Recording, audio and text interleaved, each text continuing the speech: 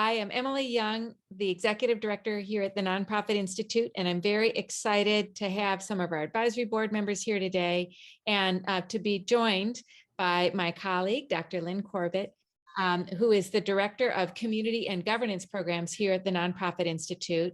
And Lyn will be sharing more about some of our other programming that we have here at the Institute. So I'm going to turn it over to you without further ado, Lyn. Thank you all very much. I'm going to do a quick presentation as quick as possible to allow you the time to answer some questions. We consider ourselves the gurus of governance in our region. We've been not only doing the nonprofit governance symposium, but also producing some very rich data on an ongoing basis. And most of it is tied to governance. We believe that governance is the key.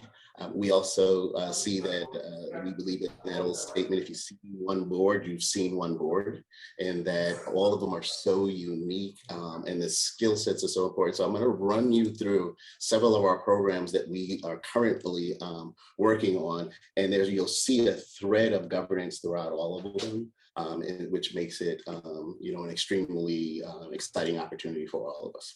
So governance is, it's interesting. Many of you may know this, but the governance comes from the Greek term "kabernin," which means to steer, right? And I like putting up this big old ship because trying to steer this thing definitely does not go quickly. And in fact, I tell people, you can spend the time working on your board right now. You can spend the next 5 years trying to fix it. Right. So how are we investing our time and energy into some of this work? So I'll talk about some of the programs that we do that really highlights this. And I'll start with the program that I just ended about 30 minutes ago. And that's our minority-led capacity building program that is a partnership with MUFG and Union Bank. We actually have done a program where our goal is to increase the organizational capacity of nonprofit organization with leaders of color working in communities of color to meet their mission, as well as to address policy and systemic change. So if I look at this back at this, these are individuals that have been in our community. Today, what we talked about how they go about fundraising. They go about increasing the revenue for their organizations and their communities. This is a state-wide led program. So we have programs as far as Reading, Sacramento, and then many in LA, and then some in San Diego also. In this partnership, this is our second year doing this, and the real focus is how do we prepare and give tools to these minority leaders or leaders of color in these communities. Interestingly enough, today when we were talking about fundraising, this one lady said that for her organization, she has a grant writer who writes for several other organizations. And this grant writer made the statement that, well, these other organizations that I write for that are non-minority, they get 10 times more of the grants accepted than you all do. And I guess he was just saying that to let them know that there is this process out there that sometimes limits individuals and sometimes limits organizations. So they went into that in detail and kind of figure out what that was. There was a very, very rich discussion. But Sally's an expert. She is in many of our programs. So she helped them provide them some resources. And at the end, they just said, fundraising has always been scary for us and scary for our boards. However, you just helped us kind of like make sense of it, and you kind of brought it down to a level. But also you made it sound like we can do it, anyone can do it in a very small basis, and it's one step at a time.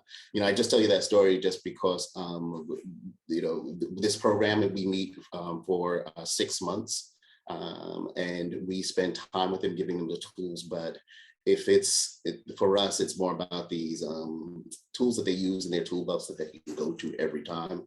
One of the assessments that we do throughout all of our programs is the Strength Finder assessment. And it just so happens this week, for some reason, I had this group do the Strength Finders. I had like 3 of our groups do the Strength Finders. And I was just like, I don't know how they all came together, but it was a good thing. But I'm also hearing positive stories.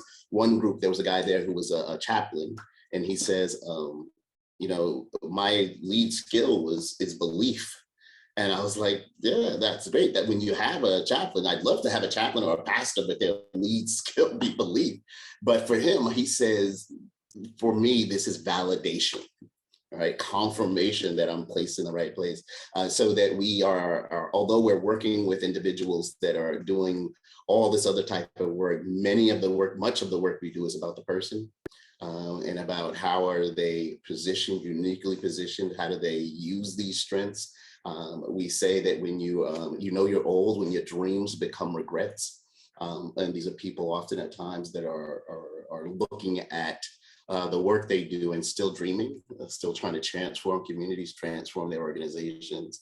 And it's about kind of like what's inside them. So they actually did that this week. We also have we also have a board chairs learning group that Stephen was part of last time in the board chairs learning group. We actually, the first time we had about 12 people that signed up, very, very rich conversation. This is once a month for 12 months long, sponsored by the Avila Foundation. And what this was interesting about them, they also took strength finders, but the first year we had 12. It was incredible. Board chairs needed assistance even after the program when the pandemic was raging and there were so many unknowns. This group, even though the program was over, they were still coming together to kind of like share, coming together to talk. And that's ultimately what we want to do, is build these relationships and see ways that we can all kind of like work together. So this year we put it out there and we said, hey, we're going to look for another 12 strong organizations to be part of it. And 30 board chairs signed up. Like that's a lot of people, and that's a lot of board chairs, right?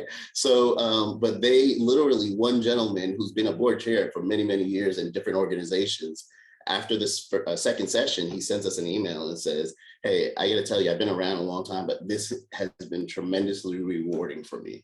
And I replied, I said, if you're coming from somebody like you who's seen it all, we are just so impressed about that work. But they say that the board chair's job is one of the loneliest jobs in the world, because often at times you're by yourself and you want to make sure you're managing this, and it's in this unique space. So creating the forum for them all together, be together from a governance perspective is important.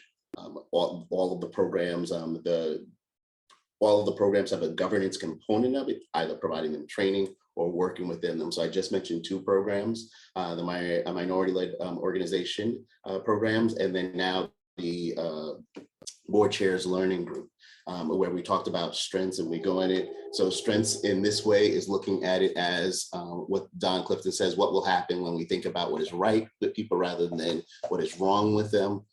We don't mention the term weakness at all. We look at them as a blind spot. What are some blind spots we kind of like need to be aware of? One of our partners with Union Bank has been incredible, and they make us think about things that are not the way that things were. So by sponsoring the minority-led program, that's something that we have extended statewide. And my time at the Nonprofit Institute, we haven't done something as large as statewide. But the best part about this is that not only are they helping organizations in the community, we've been working with them to help them develop their staff members. So we created a governance manual for all of their staff members for Union Bank and MUFG that are interested in understanding and learning board governance more. There's two parts to this. One, rather than giving a governance book, we created this pamphlet that shows some information. What do you think about when you're joining a board? What are the finances? What do you need to know? But we also did a series of videos, 8 videos that are in editing phase right now, that we are doing so people can have this short brochure and click on these videos to understand governance even further. That's exciting, at least for us, because I just think that why put something out there that people may or may not read, but allow it to be something that they have on their internal site that people can access via their phone and really get some nuggets that they could use throughout their board meetings. So we had myself and a few other people present that information, and it was exciting. I want to share something else with you all that I found to be interesting. When we did a presentation not too long ago internally with the Nonprofit Institute, and we thought about how has governance impacted all of us just specifically at the Nonprofit Institute.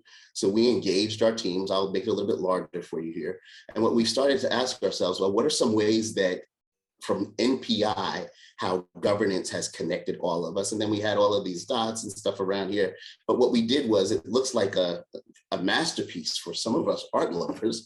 But what we did was, we actually had all of these ways that from the environment, government, research, philanthropy and foundations, nonprofits and community, the way that the Nonprofit Institute and governance specifically transforms this work. Now, what we did afterwards, where you see these lines, are at all the other ways that we impact governance and use governance in our community as a vehicle to rule the world.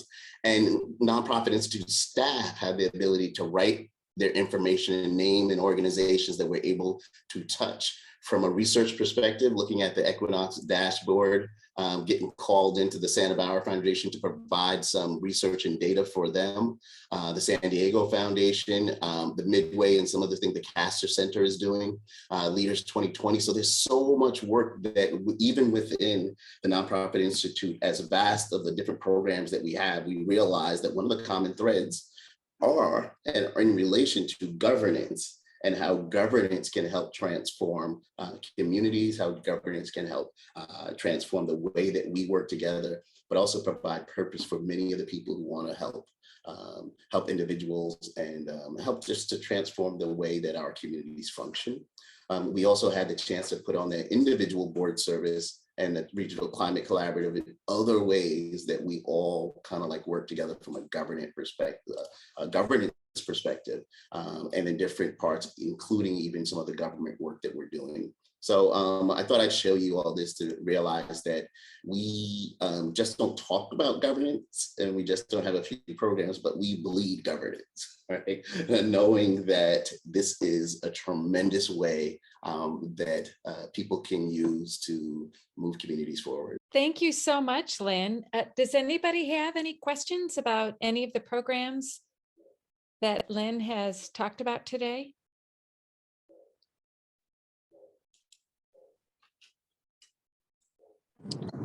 I have a question. This is Anna. Hi, Lynn. Hey, Anna, how are you? Thanks so much for the information. And I apologize, I am driving, but I really enjoyed listening to the update in the background. And the governance theme, there's so much interest. I think it's such a great value that NPI is providing the broader community. I'm curious, now that we've done the board chair learning group for a couple sessions now, have there been any observations you have around some of the key challenges or opportunities for that particular group that you've observed? And your phone was a little bit challenged towards the end of it, but I understand that if there were any themes or challenges that we've been able to identify from being part of the board chair's learning group. So there's another part to the board work that we've done. I mentioned it when I talked a little bit about the to steer. I had on there the logo of the United Way, because we've actually been focused on certifying board members also. So we've learned a process by certifying board members. We've had 4 sessions of that. We've learned through the board chair's learning group and the sort of board member certification. We found most of our learning from that. But I'll limit it to respond to your question, Anna. You know, I found that the board chairs, they found not only not a group that they could talk to, but a group that they felt comfortable and in a place that they can be vulnerable. We had groups of people that felt like, you know, they were no longer by themselves, they were no longer alone.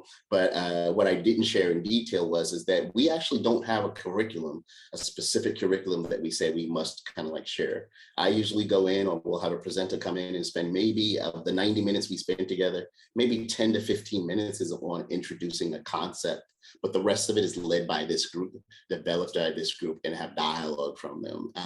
One person a couple of days ago started talking about board member succession planning, and they all just kind of like went in on that, and who's doing what are some best practices in that. we're able to tie in the third theory and research on these topics, but everybody else is willing to just kind of like jump in to talk about best practices. We were talking about facilitation and talking about how do we get board members to be engaged. I chuckle a little because a few of the conversations yesterday was about this. How do you get board members to respond to emails? They say we send out all these emails and board members never respond. And this is not you all, because I'm sure everybody on this call responds to every email that's sent to you. But what I told them was, this is how you get the board members to open their emails that you send them. In the tagline, in the subject line, you put "you won!" exclamation point. And if you do that, they will open it up. No, but what I liked what they said was is that all the board members, the best practice was all board members would read these three things, which were to, if you put in the subject matter, priority 1 or something along those lines, they know it's serious. Priority 2, priority 3 is like more informational, so they can read it when they need to, but it allows them like, oh, okay, if it's a priority 1, I need to make sure I go in there and or respond. Or response needed. So there were a number of different strategies that people use, but that was one that I felt was like a best practice. But I think that what we've learned through the engagement of all of these groups, particularly the board chairs learning group, I think that we learned that there is a need right now to reinvent governance, and that people are looking for ways and strategies to just do that. No longer is it about just kind of like being there. No longer is it just about being happy, but it's about challenging each other, doing things a little bit differently, and growing boards in a way that truly represent our communities. And those have been the common themes that have come up over and over again. I want to tell you, it's rarely about money or fundraising. It's all about the other stuff, which is very, very interesting. But great question, Anna. Lyn, to pick up on something you said, I'm curious about what the demographics of the people that are coming into your sessions are. Are they younger, more junior? Do they truly represent the community? Who's being attracted to these sessions? Yeah, very, very interesting. So I'll break them down for the minority-led program. I mean, it's primarily focused on people of color. So that one's the age range is incredible. It's also going to be people who are just starting out with nonprofits. We have a young couple and maybe in their 20s who've just launched a nonprofit, somewhat successful, and really want to get off the ground the right way. We have people who've been doing it for years. But for the board certification program, it's very diverse. Also, some early career people. What I like about this group is since it's always been online, there have been people who, mostly online, there's a couple of people, one was from Buffalo, one was from Florida. So we're actually reaching people outside of the state, varied in aging. Oddly enough, the board chairs learning group, you would think that it was a bunch of seniors sitting around talking and people who've been there for quite some time. The youngest one is 22. And she's the board chair of the group, and she's been great. Then we have all different ranges of people who've been on there, different experiences. I would say that all of the groups have been very, very diverse. People of color throughout. Even the board chairs learning group is interesting. Not as the large predominant areas that's going to be representative of our region. So you're definitely going to have a lot more the majority here that's being represented in your white males and white women, definitely predominantly in that group, but definitely we have some individuals from diverse backgrounds that are there. And we also talk about in the program, what does it mean to have a diverse board? What is it going to look like and feel like? What do we need to do to attract a diverse groups? But also, where do we need to change to be able to respond and be able to be welcoming to diverse groups also? But yeah, it's been pretty interesting, and I think the common theme is that all of them really have the love for the nonprofit community, and all of them have a want to learn more and to be fully prepared to do their job more effectively. Just really appreciate, Lyn. Thank you so much for joining us today and sharing more about the programs that you deliver with the Nonprofit Institute. And thank you all to the advisory board for joining us today to take a listen. And we hope that you have a wonderful rest of your day, rest of your week.